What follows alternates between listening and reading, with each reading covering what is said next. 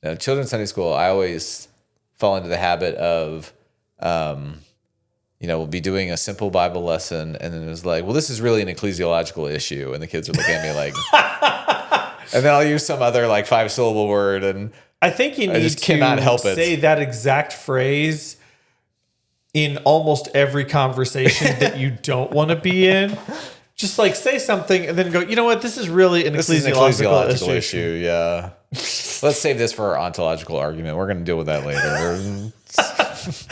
That's what this podcast is going to be today, folks. Welcome to Sunday Plus.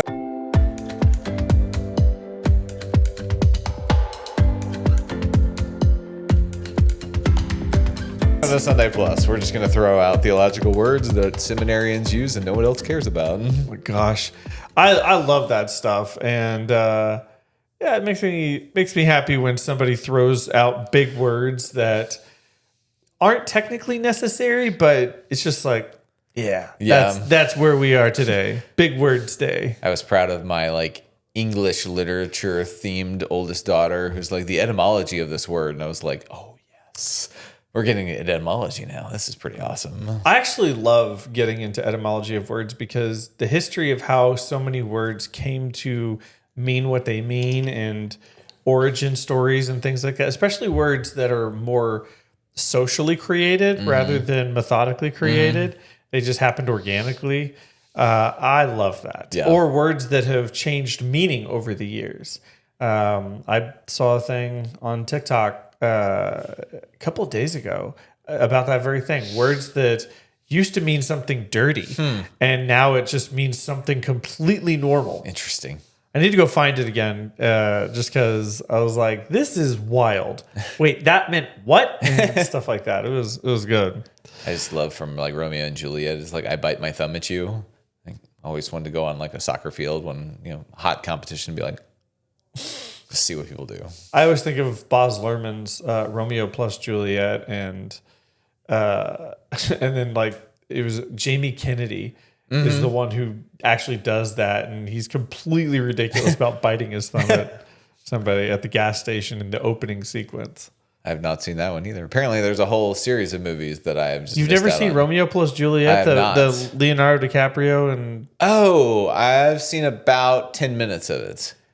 I hear it's legit. It's very legit. I mean, John Leguizamo, come on. Yeah. And this is prime young Leo when he was right before he did Titanic. Okay. Blew up because of it. Yeah. And Claire Danes is excellent. It's got a laundry list of legit people in that movie. Okay. And it's Baz Luhrmann, so it's just wild. The soundtrack still to this day, I'm like, whoa, soundtrack is fire. I know Lindsay loves it. We were showing it to the girls because Arden was reading Romeo and Juliet, and I think we got 10 minutes into all the old Shakespearean English, and everybody was like, "It's Saturday night. Let's put on something we can understand." I like that. Yeah. So speaking of language, yes, I just wrote this down from yesterday, and it was from the scripture. The gates of Hades. The gates of Hades. Okay, so when I think Hades, I think, I guess is that Greek mythology or Roman mythology? It's Greek mythology. Greek mythology.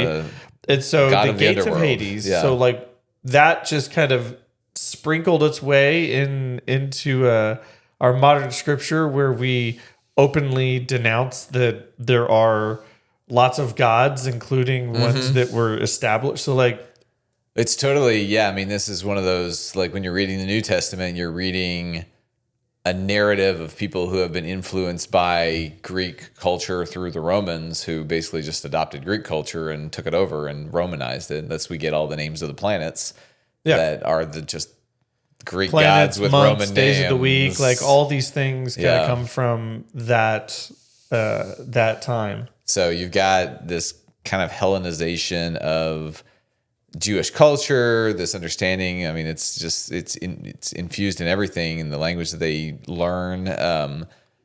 What's fascinating about that passage, I think, is that there is a distinction between words that gets translated. So if you look at King James, which was accidentally read in the traditional service, it sounded like it changes the word to hell, but in the Greek, it's Hades.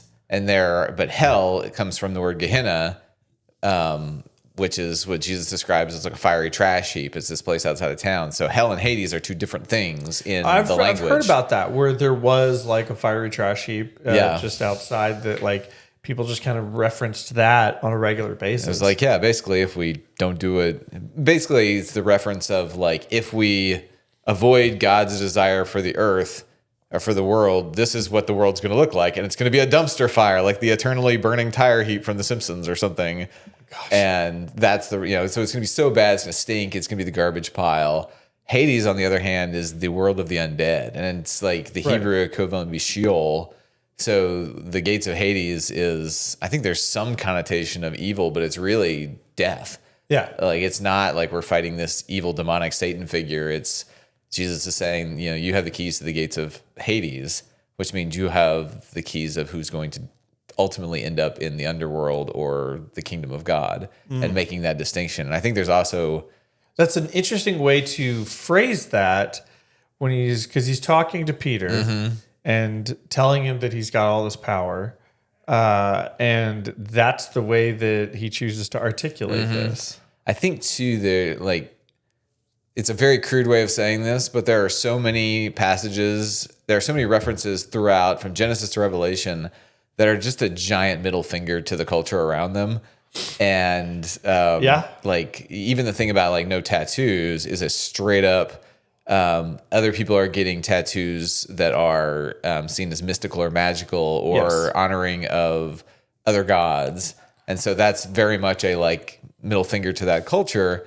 And I do think there's some element of, all right, these people think that Hades controls life and death, because everybody, even in Greek mythology, if you go to Hades, there are different sections of Hades. Yes, the So Elysian Fields are where the warriors and the great people go. That's where you want to end up. That's where you want to end up. Fields. But you can still see. So it's not like a heaven and hell with earth in the middle. It's very much all together.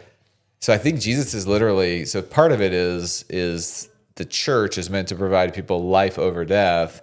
Part of it is, I think, no, you're following me now, and I'm the giver of life, not Hades. And so it's a straight up kind of like, you've all of this Hellenization and the other gods, you've heard about these things, but no, I'm giving you these keys because I'm the one who really does those. To use modern vernacular, Jesus was dunking on Hades. On Hades. Yeah.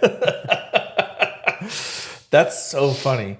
I did read into, spend a little too much time reading into why Scripture was condemning tattoos in Leviticus, and before I decided to commit to... Before you just went all in. I just went all in. Oh, I mean, well, actually, I ramped up. My first tattoo I had, it was this one, the ichthus, and I had that tattoo. That was the only tattoo I had for, I don't know, year and a half, 2 years. Okay.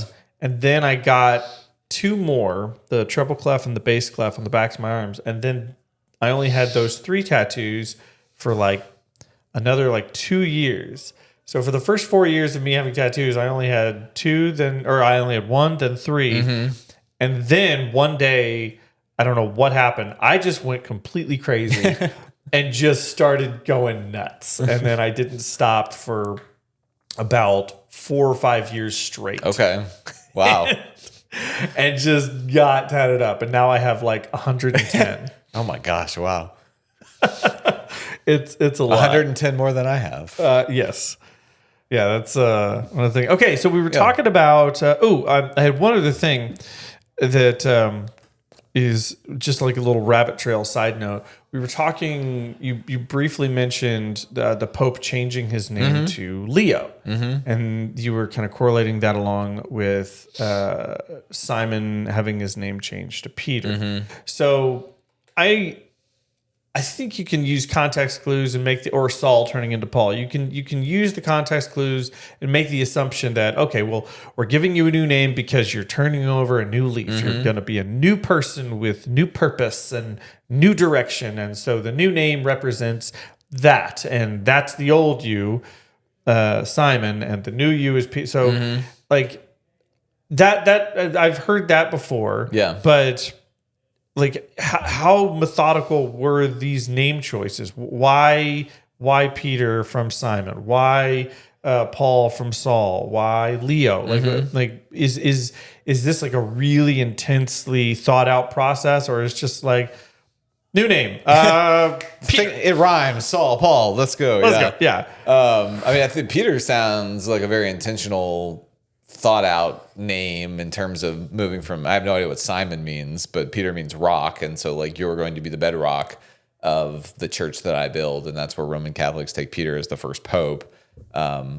There's another thought though that the context behind Ray Vanderlaan does this archaeological study, and it's like this deep hole in Jerusalem or Galilee or somewhere, and it's like known as the gates of Hades because of how deep it is. And so Jesus is by this rock essentially talking to Peter and saying, you're going to be the rock. But when he refers to the gates of Hades will not defeat you or whatever, it's over here. So there's a part of like, he says we missed the context of the whole thing, that Peter's not the rock. The rock is that we're standing on the gates of Hades in this rock, and that we're going to overcome this rock that leads to the gates of Hades. So there's some contextual things that may be differing in there, or just to say that the people of Christ can overcome so we're the rock that overcomes so I think there's definitely thought out, and the way that scripture is written, we've talked about this before, of like every Old Testament city conveniently fits into the story. Like the name means something that conveniently fits into the story that's being told in a very meaningful way. So I think there's a lot of intentionality. Now, I don't know, like I know that Saul to Paul was very much a like, all right, I'm turning over a new leaf. I don't know what either of those two names mean, to where if there's any significance behind that.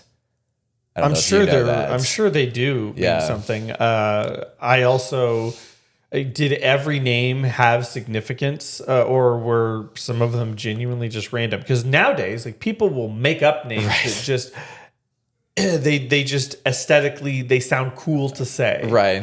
And I'm here for that. That's fine. Yeah. Not every name has. It's just like not every name has to mean something deep. It can just be kind of a cool sounding word. Right. Well, and that's where like I don't even remember what the cardinal's name was before he became the pope, but Leo the 14th.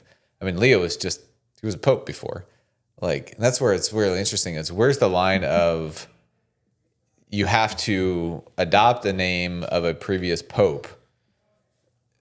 So you're only limited to like this certain number of names. Like, what happens if I want to be Pope Teresa? Like, what can I pick a saint or otherwise? But for some reason, this long line of now it's Leo the 14th because there's been 13 other Leos because they admired one of the Leos that came before them, and Leo isn't like. There's got to be some kind of a dogmatic understanding of. Like, you technically can do this. It's just not encouraged or something like that. I just want to see Pope Mike.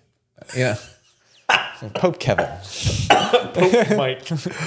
Oh my gosh. That feels like the fastest way to make the Pope not be taken seriously. Right. Well, that's what I'm Pope Mike. I'm wondering what kind of comments we're going to get on this YouTube video after that whole saying. But what would have been interesting is from a global perspective, what happens when the first African bishop gets elected? Yeah. And then all of a sudden they have to change their name from what maybe was a traditional African name to a very European name.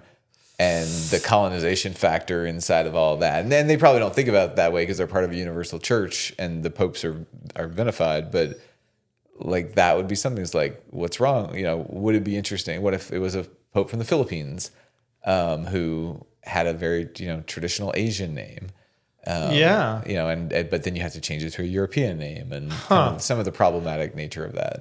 Which makes me go back to what I previously said, and I kind of hope that there's some process where you can add in a new name and be, like let's say it is an Asian pope or something and their last name is Chin, be like, Pope Chin the First or something like that. And we're adding in a new thing because at a certain point, a bunch of European names, and then now we're getting into a world where a non-European pope can be a very, very much a real thing in the future. So, right, yeah. I'm going to look into that. I want to research into how the restrictions on that naming process to Yeah. see if someone could be bold enough to, because like Francis was the second, I think. I think so. And Pope Yes. John Paul was the second, but like Benedict was like the 13th or 12th or something. So I'd be curious, like, can we have a Pope Mike or a Pope Kevin or Pope Chin? Or Yeah, that would be fun. if anybody knows about this, we would love for your assistance in our research. Yeah, comment. Send a link to some very detailed article. We'll get into that.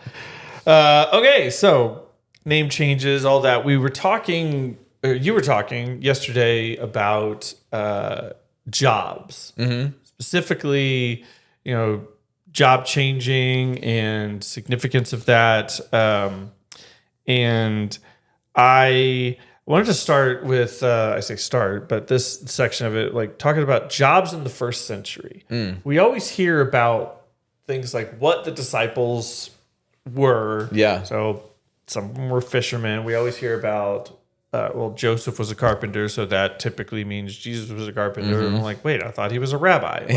Like, which is it? Is it both? Is it, and then we hear about, Sadducees, Pharisees, and the kind of the political leading. And then we hear about like tax collectors, but ultimately it's kind of a relatively short list of jobs that are frequently discussed. Yeah. And so was Where was the convenience store clerk? yeah, in like this? I kind of have always wondered, like, there's no way that Jesus only encountered like these Right. exact things over and over and over. And I've often wished that that there was like, hey, I'm gonna stop in at the We're going to 7-Eleven. We're the Roman 7-Eleven over here, or the the VII XI. And I think in the Disney's movie Hercules, they do a pretty good job of like making modern day things, like in the movie the City of Thebes or whatever, and like having like a guy like, hey, you want to buy a sundial? And he's just like got a bunch of like because it's like the guy who's like selling hockey watches or whatever. And in this case, it's sundials. What was really interesting, have you seen the movie Gladiator 2? I have not watched it yet. Okay. I think it's better than most people do as a sequel, but there's like certain families that buy shares in these racing teams, like chariot racing teams, or in the Coliseum in general. And that's kind of the thing, like the Coliseum is supposed to be for the public, but they negotiate to buy shares in it. So they become like these investment, like hedge fund people, and they're the ones who have all the money. And so when you think about this, first century Palestine or the Roman world, you're mostly thinking about, well, they're a baker and they're a stonemason and they're a bricklayer, or they're a politician, they're a warrior, something like that. And then all of a sudden you get, so I don't know how accurate it is, but you get this imagery of, oh, there are stock traders. So it doesn't seem incredibly far off. And everything we read about is, it's super limited, but they don't talk about the person who's doing the baking. They often were more self-sustaining as a family, like they had to do their farming and they had to do their baking. But especially in Jerusalem, there's certainly somebody who's selling baked goods, and certainly somebody who's the middleman between, okay, Andrew and Simon are catching the fish, someone's eating the fish. There's certainly a middle market person there who's running the exchange rate between those two and making a profit off of the sale. So I don't think it's too far off. I just don't think you've got, there's obviously not like the IT jobs of the world, don't know what was going on there.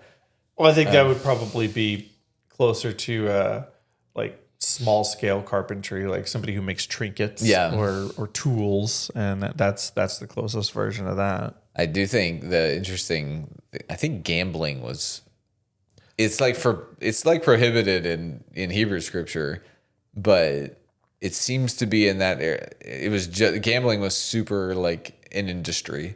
It seems at that time, it still is, but it seems like gambling was like a major industry. And saloons, are like the equivalent of saloons. Bars, pubs was also present.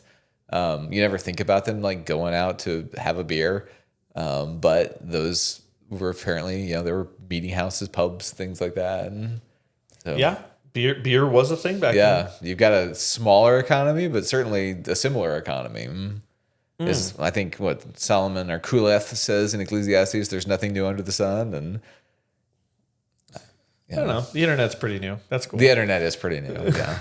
The smoke signals and pigeon carriers and letters were definitely different than the internet. A little bit. Yeah. So you were talking about that job that you had where it was Snow cone technician engineer. Yes. It's very advanced. High degree of science. You should make sure to have that on your Facebook under previous jobs. Previous employers, Frankie's snow cone engineer, snow cone technician engineer. It sounds great when you say it like that. Like, wow, man, you must really know what you're doing. Obviously. Put a block of ice here. I hit the button and I whirled it around and it spit out snow. It was fantastic. Gosh, I haven't had a proper snow cone in a second. But it got me thinking of like some of the weird jobs I've had over the years. What'd you have? Oh, I've had I worked at a driver's ed school. Okay. For a spell, I worked at a grocery store at one point. I worked at a computer warehouse where I pretty much all I did was bundle monitors and CPUs to basically send them off to like companies that are buying packaged things, and that job was not very fun. You had to get there at like 4:30 in the morning. Yeah. And you were done by 2 in the afternoon, and you could go home, but then you had to get up 4:30 in the morning the next day. So I only worked there for a few months, and I absolutely hated it. I was a lifeguard. Okay. And you made mention of that, like, I got a free tan. And I ran across a picture of back when I was a lifeguard, and I was very tan. I was like, oh my gosh, look at me. I'm so skinny and tan. That's awesome. Just the randomness of job. I was a bartender for a bit. No jobs were necessarily like too obscure. But I don't know. I guess they can sound obscure just if you've never done it before. But well, like, I mean, this is going to sound fairly probably elitist. I always assumed like food service was an option, or like those would have been options. But like working in a warehouse packaging computers is something that if I were to go out and apply for a job out of college or out of high school, it would have never occurred to me to go do that. My brother worked at Walmart in the garden department, so he was loading stuff all the time. Yeah. But so for whatever reason, I always thought, oh yeah, my first job is going to be serving snow cones or waiting tables or something along service industry as opposed to... I think everybody should work in the service industry at some point in their life. I agree. Some people will fall in love with it and make a career out of it. And a lot of people, it'll just be a thing they did in the summers in between, college semesters.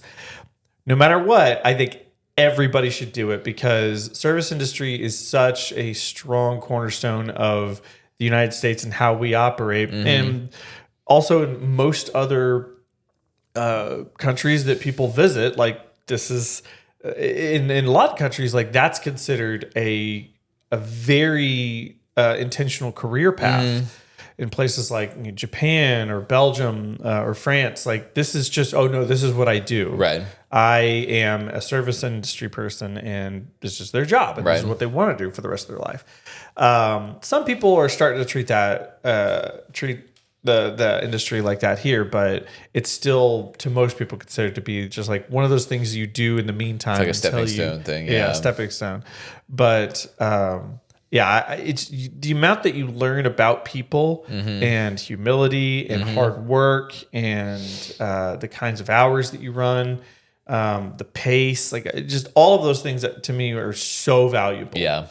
And did you ever do service industry? The most I did the snow cone job for 2 summers, but after that, after that I was an RA. I worked in the admissions office.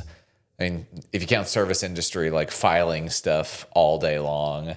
Not really. Not really, no. So, yeah, ministry.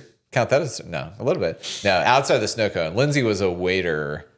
several different times. And that was, to this day, I just like, if I pay, I even just turn over and let her write the tip in because she'll do it better than I will, naturally. And so if I am tipping too low, she will give me a look or a comment of making sure that we take care of the person that was taking care of us. My philosophy on that is always just over tip. I always go with a round number on the tip. I never add like cents or whatever. I just go with what the thought is of like, oh, you're supposed to add this much, and then I just pick the like a round number on the high side. So if it would be like, I don't know, $6.41, I might just go $8 or $10. Yeah. Just something simple like that. And a part of that same philosophy is if I'm going to be stingy about a tip, why am I even eating out in the first place? Just go cook at home. Go cook at home. Like if you're going to do it, like, take care of the people that are taking care of you. And I don't eat out at restaurants like that often, but if I'm going to do it, you're going to get a really decent tip. Right. And so I just think that's my personal philosophy. Right.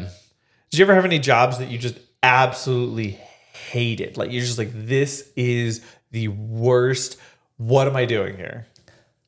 So no, like, and part of it is like, I can point back to my growing up experience was a fairly charmed existence. My parents did fine.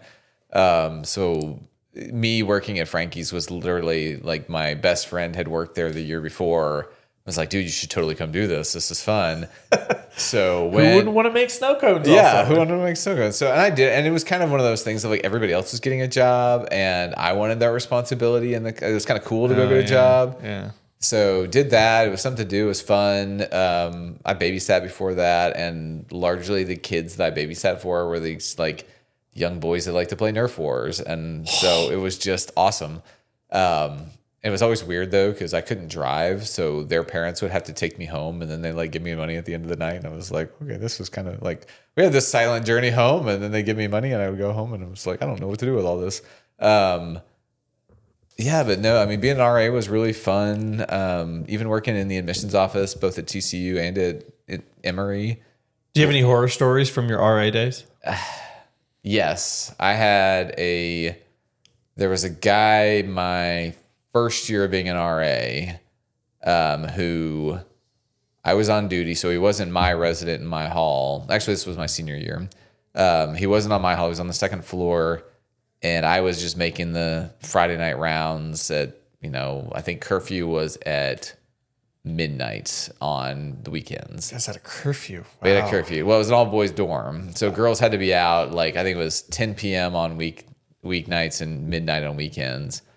Maybe even, it might have been 1 a.m. or something. I can't remember. But we're past curfew. I'm making the obligatory rounds. Largely everything's quiet on the Western Front. And then I hear these girls are not quiet at all. They're just giggly and all. And so I'm like, okay, great. I really don't have to write somebody up today, but I'm going to. So I knock on the door and this guy comes out and nothing really seems licentious is going on. They're just there and they're talking. But then I find out he's like, man, dude, don't write me up. Come on. The girls got to have a place to stay. And I was like, what do you mean? Are they not students here? And he goes, no, they're just in town. I met them at the bar and they just need a place to stay. So I brought them back here. And at this point I'm thinking mostly now I'm concerned about for these girls' well-being of staying in this random guy's dorm room. And so anyway, I was like, I'm sorry, got to write you up. And so he's kind of buddy nice. Like, hey, no, we can work this out, whatever. The entire way down, the girls grab their stuff. They're coming down and they're largely passive. Like, and you can tell they've also been drinking. So they're largely passive. They're kind of trying to figure out what's going on. And he is still trying to negotiate. And once you write somebody up, there are just disciplinary consequences of either fines they have to pay or classes they have to go to or like, basically probation. So I write him up, I finish it, and then you have to make them sign it. So I turn it around and make him sign it. And as soon as he signs it, because nobody knows he's busted, he signs it, he just goes ballistic of like, now I got to go get these girls a hotel room, and now I got to take care of this. And just starts cussing left and right. And here it is. It's like 1 a.m. I'm tired, and I'm just trying, and no one else is in the lobby except for I'm in the office with him and these 2 girls out there. So and he starts throwing chairs in the office, and he's just bust out and he starts hitting the door and hitting this window and trying to break stuff. And I'm sitting here thinking, thank goodness he's not taking it out on me, because this guy's bigger than me. I mean, this isn't going to go well.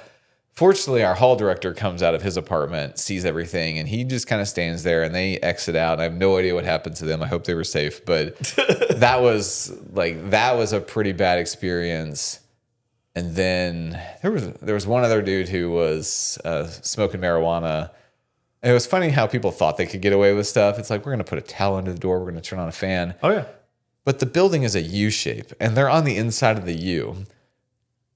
And like, our room is right here, and he's smoking marijuana over here with the window open. You can just see all this smoke come out. So we took 3 people and went and knocked on the door, and they didn't answer. So we ended up having to get the TCU police involved. So they came over and unlocked the door, and turns out they were like basically growing marijuana in their dorm room. Yeah. And that one, fortunately, and I don't know if young they were entrepreneurs over right. here. Yeah, like I don't know if they were high and so they were friendly. There was no fight. I mean, they're just like, yeah, we did it, we're good. And the police took all the marijuana and left. So they got suspended. We did not see them again. The worst things were never like the alcohol or drugs or girls. The worst things were always like 2 roommates who just had no emotionally coping skills and couldn't get along with each other. And they just would like passively aggressively leave their dirty laundry on the other person's bed or whatever. And so I became this like couples therapy counselor between guys who were living in the same dorm and had obviously never lived with another person before or had shared a room with a brother or sister or whatever. The beauty of it, though, the beauty of like the RA process was seeing odd people who got roomed together. It was almost like, all right, and this is back before you could have the whole, they like set up Facebook profiles where you can go find roommates now. Yeah. It's this very, intentional process. And back then you just filled out a piece of paper and you got lucky or bad. That's how mine was. So like I had a pretty good freshman roommate. He was fine. But there was a guy, his name was Chris. I can't remember his roommate's name, but Chris dressed in 3-piece suits and fedoras every day of college. I mean, it was like, and he would use words like vicissitudes in regular conversation. He was I can't remember, it was like an astrophysics major or something. It was super like wild, off the charts intelligent. And his roommate was like a skater. Perfect. So you got this guy with just baggy jeans and DC shoes. And then this guy in we're talking like 1930s era 3-piece suits and fedoras. And it was as soon as we saw it, we're like, this is not going to work. And they were best friends. I love it. It was fantastic. And you see them walking around campus, and neither one of them changed their style at all. I mean, one guy was like super cerebral brainiac in his conversation. The other guy was as slang as you could be. I want this to be a TV show, and I want to watch it. It really would have been a good reality show. Gosh. And in the context of TCU, where neither of those fit really well. Like most of TCU is kind of your stereotypical frat sorority environment. You got girls with baggy shirts and Kyo letters on it, and then you got guys who are wearing too tight t-shirts and jeans walking around. And so amongst this culture of TCU, you've got this one dude with long blonde hair and baggy jeans, just total skater look, and this other dude with 3-piece suits from the 30s, and it was like a match made in heaven of like, I found the other weirdo here. Flawless. It was awesome. I mean, they were great. They were on my wing, and they were just super nice guys. I love that. It was cool. So I want to end with this concept. You said a phrase that I really liked, and it was kind of talking about when you were telling that story, the guy that had been very successful, but he was like, I'm unhappy. Mm-hmm. I have no purpose or whatever. And the phrase you used was the pursuit of more. Yeah. Pursuit of more. And that is something that I resonated with, because it's one of those things where I remember the first time that I started to become extremely curious about the top 50 wealthiest people alive, and then seeing just how much money they're worth. Like, this person is worth, $80 billion. And I'm just like, what is how do you accumulate that much? And I've always said at a certain point, like you win. Like you could not, if you were able to go back to being 20, you could not spend that money frivolously if your life depended on it.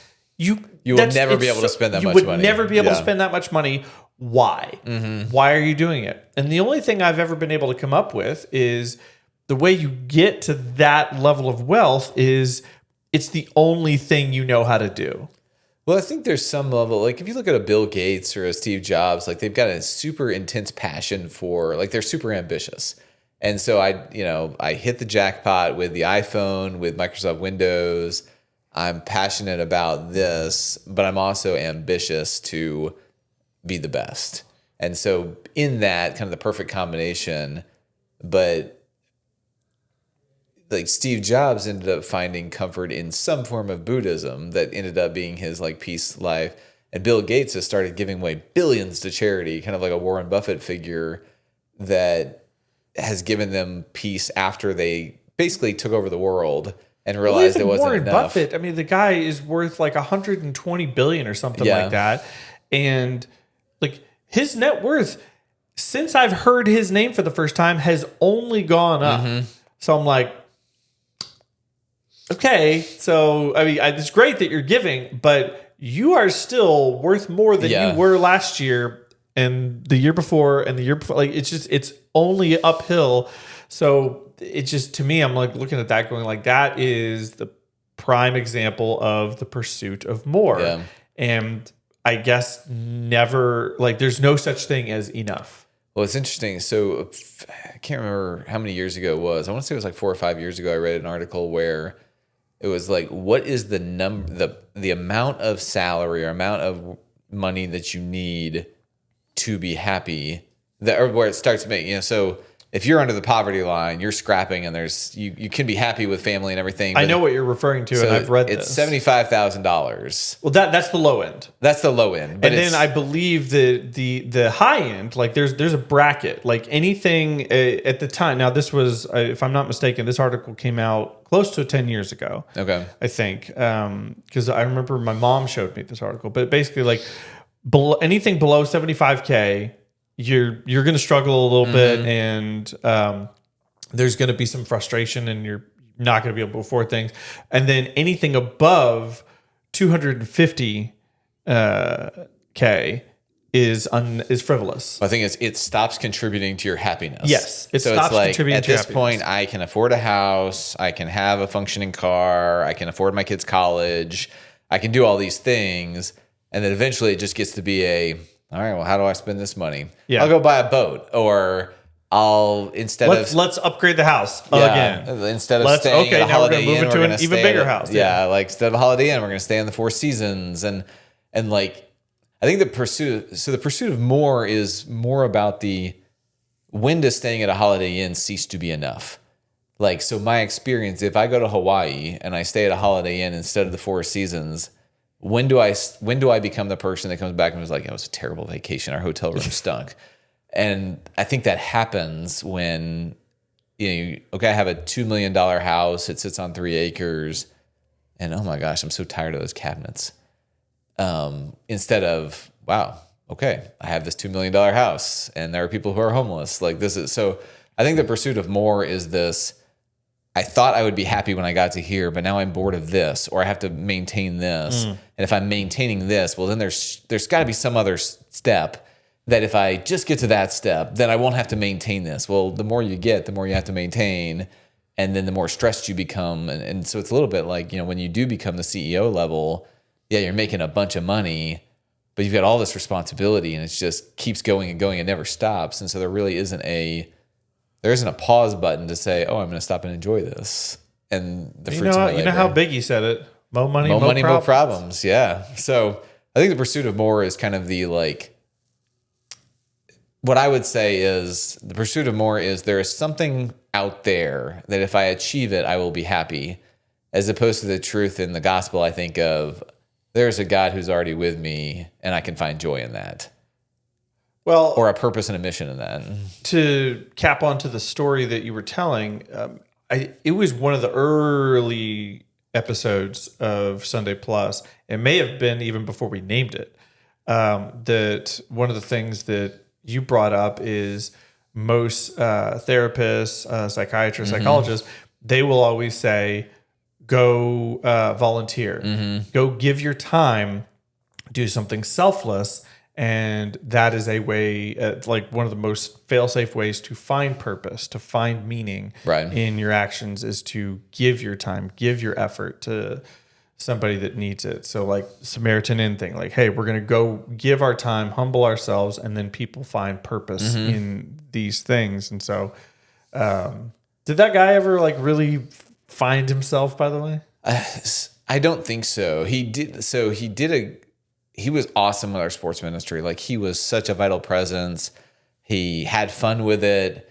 I think he was such an intense.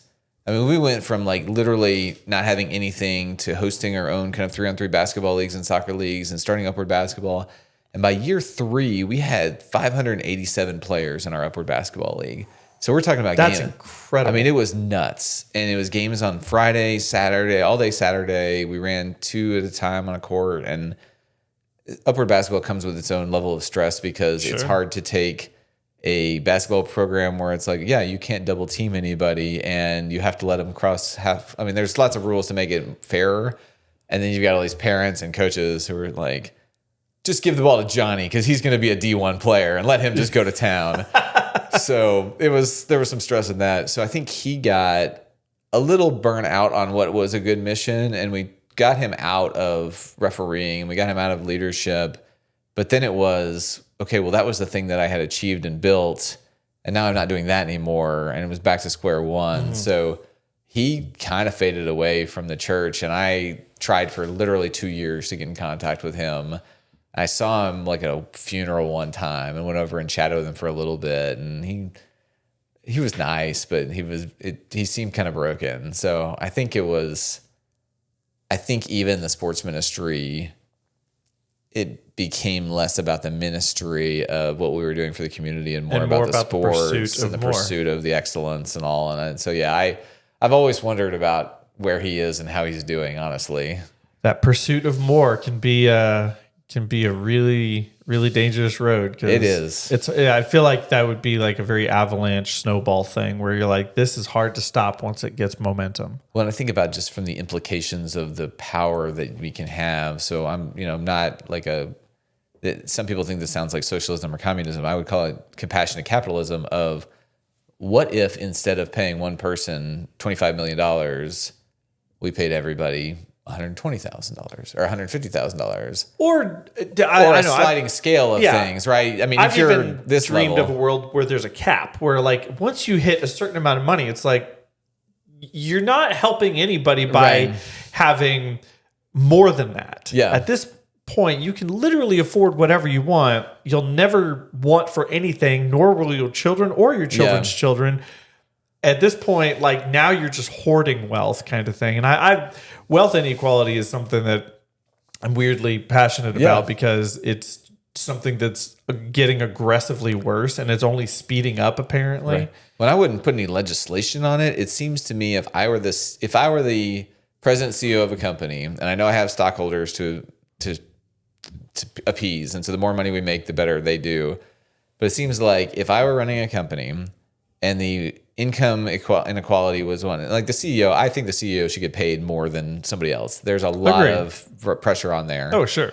But if I know that my low-level employees are going to be able to focus on work because they're not trying to afford their mortgage and they're not stressing about these things, or they don't have to worry about their kid with special needs getting in the right program and they can just go do that, it feels like I could step down from making $13 million a year to $5 million a year. I'd be fine.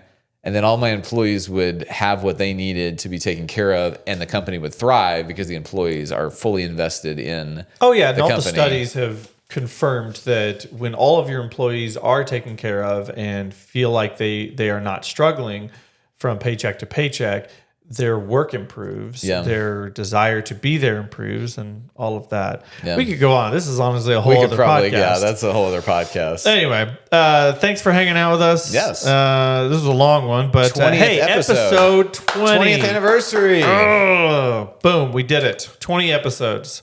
Thanks for hanging out, and we'll catch you in the next one. Bye. Peace.